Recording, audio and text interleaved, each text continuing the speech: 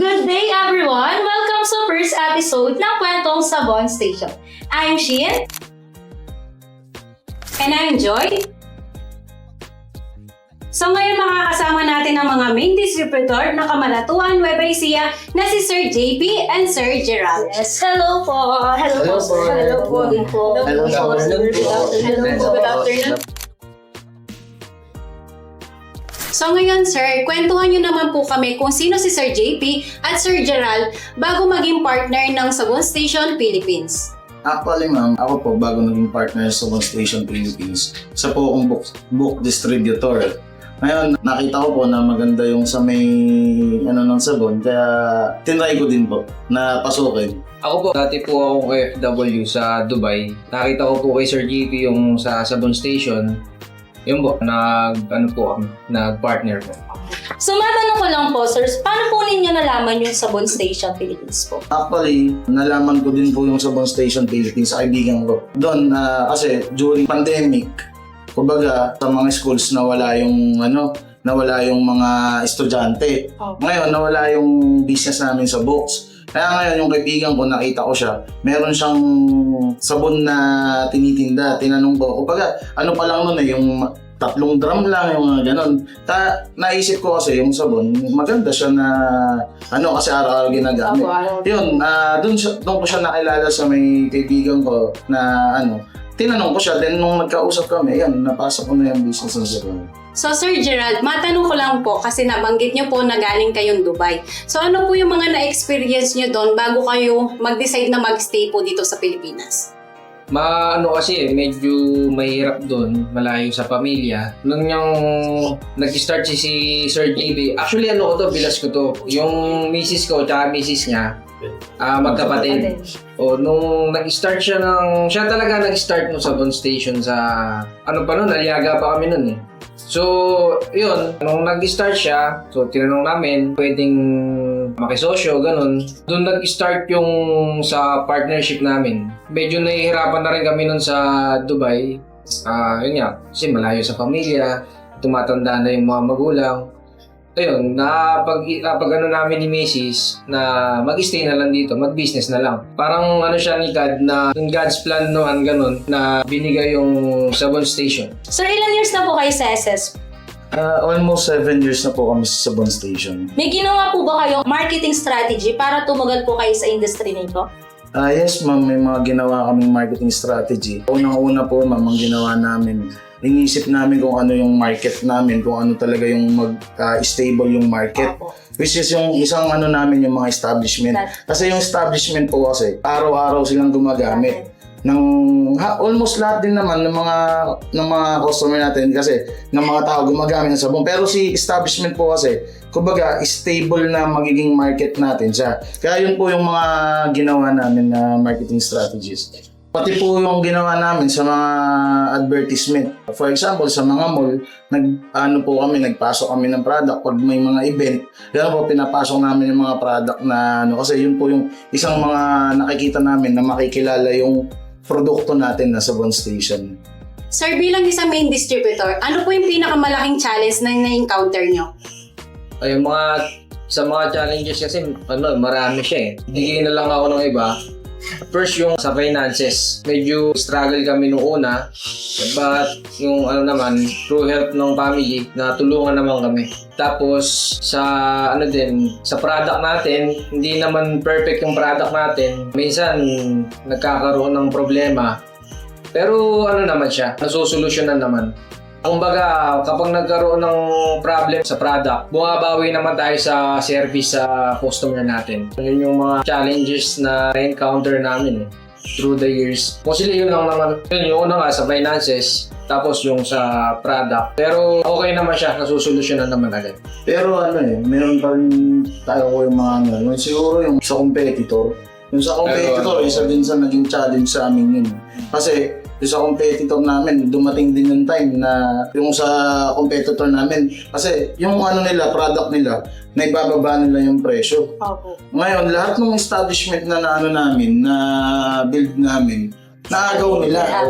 Sa kanila sa kanila kumukuha kasi nagbaba sila ng presyo. Sa quality, siguro hindi naman tayo sa quality. Pero yun kasi minsan ng tao talaga, ang Budget customer po. na nagtitipid. Sa price nakatingin din sila, nakadepende sila sa mga ganun. Yun siguro yung mga challenges pa na na-encounter namin. Pero lahat nga yun, kumbaga, nasolusyonan naman. Sir, ano pong klaseng solusyon ang ginawa nyo dito sa ating naranasan na challenge? Unang-una siguro, sa mga competitors na binababaan nila yung price ganun. Doon sa pricing na kailangan doon, humingi kami ng tulong sa Sabon Station. Kumbaga, humingi kami ng sa head office para masolusyonan yun. Nagbigay naman ng guidance yung head office. Kaya yun, nailabanan natin yung presyo. Tapos yun, yung relationship nga doon sa customer, yun yung ginawa namin para at least balik-balikan tayo ng mga customer. Yun, hanggang sa dumating yung time, napabalik naman namin yung ibang customer. Tapos, yung counterpart natin na yun, nawala rin siya. Kumbaga, sa tulong ni Lord, ayun, nawala din siya. At sa tulong ng head office dahil sa mga bagong yun. I-add ko lang din yung mga solusyon to sa mga challenges na banggit namin. First, yung sa finances, no? Yung mga kinikita namin sa Sabon Station, kumbaga, nire-reinvest namin para mas lalong lumago yung yung sa puhunan, para mas lalong lumaki, mas lalong lumago yung Sabon Station, mas maraming product yung makater namin para maibigay dun sa mga customer natin. And then, dun naman sa product natin, gusto ko lang i-shoutout yung mga naging BDM namin. Si Sir Bean, ayan, napaka-supportive niyan. Tapos, ngayon, si Sir Ray. Sir Ray, maraming salamat po. Pasensya na sir, kung maraming laging tanong. Ayun, lagi namang nakasupport si Sir Ray sa amin. Pag may mga kailangan kami, binibigay naman. Yun po, sa mga BDM na tumulong sa amin para ma-improve yung product natin, yung mga nagkakaroon ng problema. Sir Bean and Sir Ray, thank you po. Thank you, sir. Ayan, kay Sir Gerald and kay Sir JB. Ano naman po yung lesson na natutunan po ninyo mula po sa challenges na na-experience po ninyo? Sa mga challenges na na-experience namin, puro ko masasabi ko lang yung sa lesson, don't lose hope, never say die. Yun po. Kumbaga, kung ano man yung pagsubok na ibigay sa atin, syempre, gawa natin na action, pray tayo kay God, seek tayo ng guidance. Yun, dun lang. Tapos, ikot-ikot lang, don't lose hope, never say die. Sir, ano po yung pinaka-proud na achievements nyo sa pagiging distributor? Siguro ang pinaka-proud na achievements namin sa pagiging distributor, yung pagiging consistent namin, na-awardan kami ni Sabon Station na Market Dominance Award, na ibig sabihin na i-market namin yung area namin. Kami yung pinaka-top na distributor dun sa area namin. Yun kasi napakalaking bagay sa amin, no? Kasi hindi siya basta-basta achievements. Kumbaga, isa ka sa dami ng Sabon Station natin dito sa buong Pilipinas, isa kami sa na-awardan ng award na yun. Sir, ano naman po yung mga future plans po na?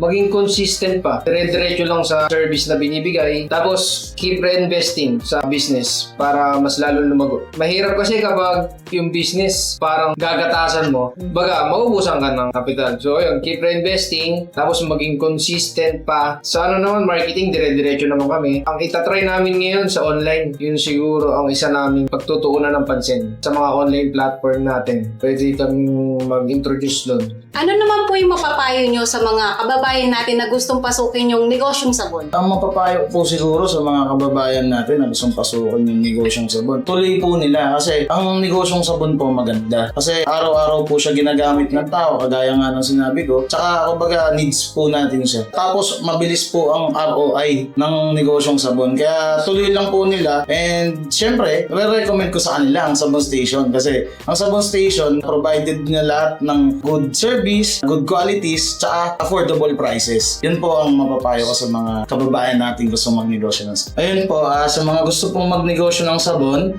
marami po tayong mga package dito sa Sabon Station. Meron po tayong reseller, wholesaler, Sabon Station Junior, and Mini Sabon Station. Kaya po, kung gusto nyo magnegosyo ng sabon, pwede nyo po i-avail yun, yung mga package natin na yun. Sir, bakit hindi po natin i-invite yung mga kasabon po natin sa Nueva Ecija na mag-visit po sa Sabon Station Cabanatuan? Or kung meron din po kayong gustong i-promote? Gusto po namin i-promote ang ating shop. Meron po tayo sa Del Pilar, Barangay Ristelis, sa APC Building. Tabi po siya ng North Care Pharmacy, tapat ng Ampi Store. Yun po yung isa nating store. Tapos meron din tayo sa Kapitan Pepe, General Tino Extension, Station. Tapat po siya ng Bingo Plus Building, beside ng Salon de Fuji. Meron din po tayong shop dyan. Tapos po, gusto ko na rin sabihin yung mga branch natin. Meron tayo sa Baler, dito po sa Gabaldon, Bungabon. Meron din po tayong sinusuplayan dito sa Cabanatuan. Likod po siya ng East School, malapit sa Old Sangitan Market. Tapos po, meron tayong area na open for distributor, ang Palayan City and sa Laur. Kung gusto nyo pong mag-try, subukan ang serbisyong Sabon Station, PM lang po kayo.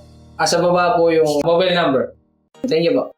Sir JP, baka gusto mo mag-share about sa ating refill na recycle po. Siyempre, promote din natin yung advocacy ni Sabon Station, yung paggamit natin ng mga recycled plastic bottle para po ma-lessen yung mga plastic bottle. Nakakatulong tayo sa environment. Meron po tayong mga drums and refill sa ating mga store. Sa nabanggit ni Sir Gerald, meron din po tayo refill doon, which is yun yung ginagamit natin para yung mga recycled plastic bottles na mga customer natin, re-refillan na lang natin. Otherwise, nakakatulong po tayo sa environment natin kasi mas nalilesen po yung pagtapon ng mga plastic bottles. Isa po yun sa advocacy ni Sabon Station. Add ko lang din po, no? Dun sa recycle natin, meron tayong mga customer nga dun na yung mga bottle na ginagamit nila, no? Sobrang tagal na, meron dun, taon na yung ginagamit na bottle. Tapos, isang bottle lang yun ang pinaparepillan sa atin. So, dun sa pag-recycle talaga, nalilesen yung paggamit ng mga plastic bottles. So ayun, narinig po natin yung kwento ng ating mga main distributor sa Cabanatuan